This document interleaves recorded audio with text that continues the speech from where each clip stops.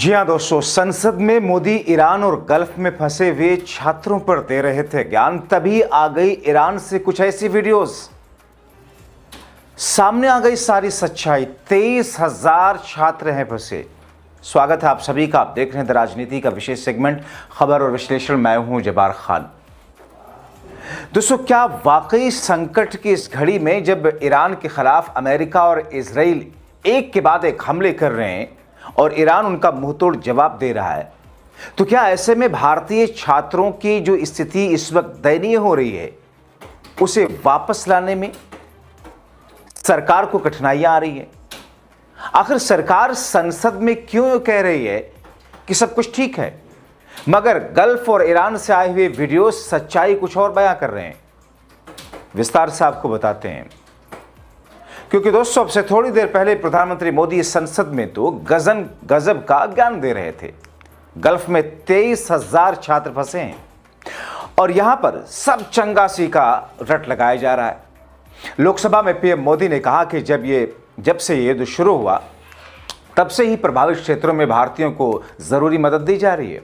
मैंने खुद पश्चिमी एशिया के ज्यादातर राष्ट्रीय अध्यक्षों के साथ 2 राउंड फोन पर बात की। सभी ने भारतीयों की सुरक्षा का पूरा आश्वासन दिया। दुर्भाग्य से इस दौरान कुछ लोगों की दुखद मृत्यु हुई और कुछ लोग घायल हुए।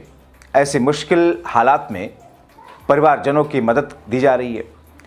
24 घंटे कंट्रोल रूम और आपातकालीन हेल्पलाइन स्थापित किए गए हैं। इनके माध्यम से सभी प्रभावितों को त्वरित जानकारी दी जा रही है। संकट की इस स्थिति में पीएम मोदी ने क्या कहा, आपको बताते हैं। उन्होंने कहा कि देश विदेश में भारतीयों की सुरक्षा हमारी सबसे बड़ी प्राथमिकता रही है। हम उन्हें सुरक्षित निकाल रहे हैं, चिंता की कोई बात नहीं। अब दोस्तों, यही दरअसल बिंदु है। कितनी आसानी से प्रधानमंत्री नरेंद्र मोदी ने कहा और उनके सांसदों ने संसद में मेज थपथपाकर ताली बजा करके मोदी साहब के भाषण को अमर कर दिया कि चिंता की कोई बात नहीं है।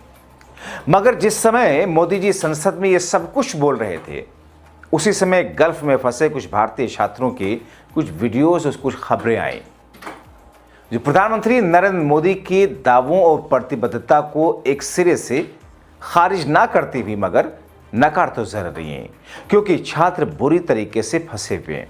हालात ये हैं कि जंग के बीच गुजरता हर एक दिन गल्फ में फंसे भारतीय छात्र और छात्राओं के लिए पहले से ज्यादा भारी रहा है।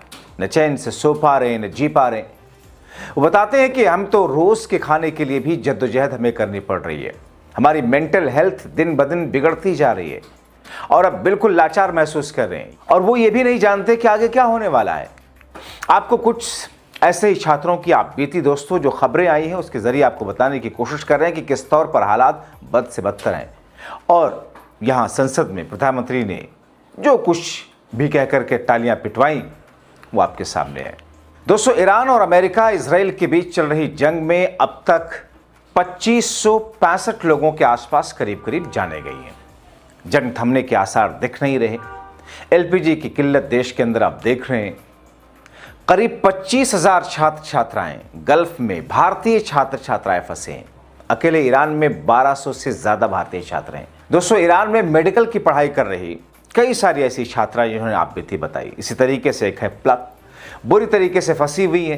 तेहरान से तो सुरक्षित निकल गई, लेकिन ईरान और अजरबैजान बॉर्डर पर अस्तारा चौकी के पास में फंस गई। बॉर्डर पर वो अकेली नहीं है, उनके साथ करीब 200 भारतीय छात्र फंसे हुए हैं। इनकी शिकायत यह है कि एम्बेसी ने टिकट और वीजा कराने को कहा था, जिसके बाद कोम शहर से इवैक्यूएशन शुरू हुआ, लेकिन अजरबैजान के बॉर्डर पर आकर के फंस गए।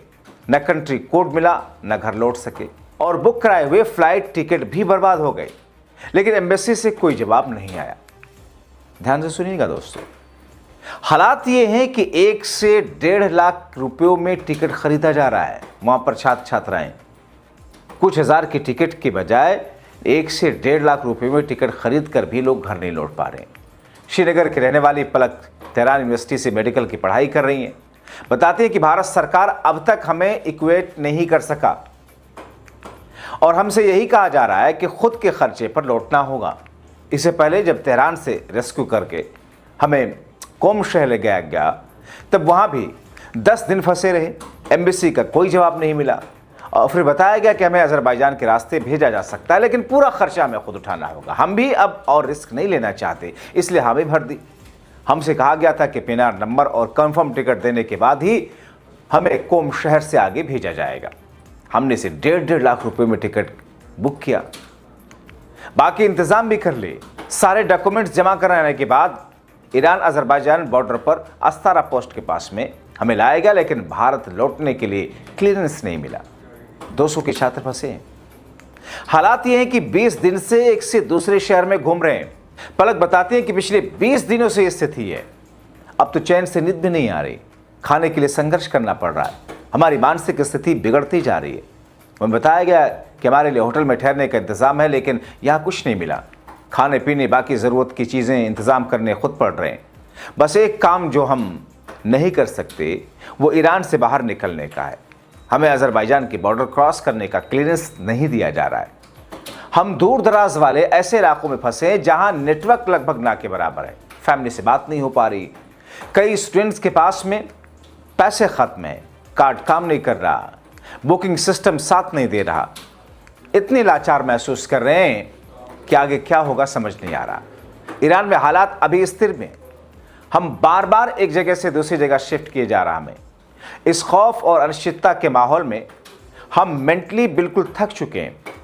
हमारी बस यही गुजारिश है कि कुछ भी करके हमें यहाँ से निकाला जाए। अगर अपने पैसे खर्च करने के बावजूद यहाँ से नहीं निकल पा रहे हैं तो हमारे पास रास्ता क्या बचता है। हमें भरोसा दिया गया था कि हर दिन 50 स्टूडेंट्स को बॉर्डर क्रॉस करने की परमिशन दी जाएगी, लेकिन ऐसा नहीं हुआ। अब हमें टिकट कैंसिल कराने और नुकसान उठाने को कहा जा रहा है। हमें एम्बेसी से भी कोई मदद नहीं मिल पा रही। दोस्तों, ये हालात हैं ज़मीन पर, ये हालात हैं ईरान के, ये हालात हैं तेहरान के, ये हालात हैं गल्फ के। आप सोचिए, 23,000 छात्र जिस तरीके से मुश्किल में फंसे हुए हैं, उन 23,000 छात्रों को निकालने के लिए कहा जा रहा है कि साहब भारत एम्बेसी के जरिए उन सब से टच में है। लेकिन वहां पर फंसी हुई छात्राएं और छात्र क्या कह रहे हैं कि एम्बेसी की तरफ से कोई जवाब नहीं आ रहा। और यहां संसद के भीतर भारतीय जनता पार्टी के और एनडीए के सांसद मेज थपथपा करके, तालियां बजा करके प्रधानमंत्री नरेंद्र मोदी के भाषण को अमर कर रहे हैं। ठीक है, सरकार का कर्तव्य है, जिम्मेदारी है। और सरकार, हमारी भारत की सरकारों ने पहले भी कई ऐसे मौके आए जब गल्फ से एयरलिफ्ट करना हुआ, जब गल्फ से ऐसा रिस्क करने का मौका आया, तब भारत ने हमेशा हर बार भी किया है, इस बार भी होगा। मगर इस वक्त की जो मौजूदा स्थिति है, भारतीय छात्र 23,000 तादाद जिनकी है वहां पर फंसे होने की, भारत में किस तौर पर यहां लोगों को मुश्किलों का सामना करना पड़ रहा है। आगे आने वाले दिनों में संकट की खबरें, उसके संकेत और दिए जा रहे हैं। और जाहिर तौर पर जब स्थिति ऐसी हो, बद से बदतर, तो फिर विपक्ष सरकार को घेरेगी। और ऐसे में अगर विपक्ष सरकार को घेरती है तो सत्ता पक्ष में बैठे हुए लोग ये कहते हैं कि साहब ये तो राजनीति कर रहे हैं। खुद प्रधानमंत्री नरेंद्र मोदी इस बात का जिक्र कर चुके हैं कि जब दुनिया संकट में है, देश में हालात मुश्किल हैं, तो विपक्ष उसे राजनीतिक बुनियाद बना रहा है। ये तो सभी पार्टियां करती हैं। जब बीजेपी विपक्ष में होती थी तो बीजेपी भी ऐसे ही करती थी। जाहिर तौर पर विपक्ष जनता की आवाज होता है। विपक्ष और मीडिया किसी भी देश के लिए, लोकतांत्रिक देश के लिए दो प्रमुख, ये दो बेस हैं, पिलर हैं। और अगर यही दोनों ही सत्ता पक्ष के लिए बिछ जाएं या फिर उनके सामने सरेंडर कर दें तो फिर जनता का होगा क्या। इसीलिए दोस्तों, जिन वीडियोस के जरिए खबरें आई ईरान से, गल्फ से, जिन खबरों में ये हुआ कि अभी भी 23,000 छात्र बद से बदतर हालात में हैं, तो फिर सवाल ये है, सरकार तो भारतीय जनता पार्टी की है, विपक्ष से थोड़ी सवाल करेंगे। ऐसी स्थिति में दोस्तों, आपकी जागरूकता क्या कहती है? अपनी राय कमेंट बॉक्स में जरूर लिखें।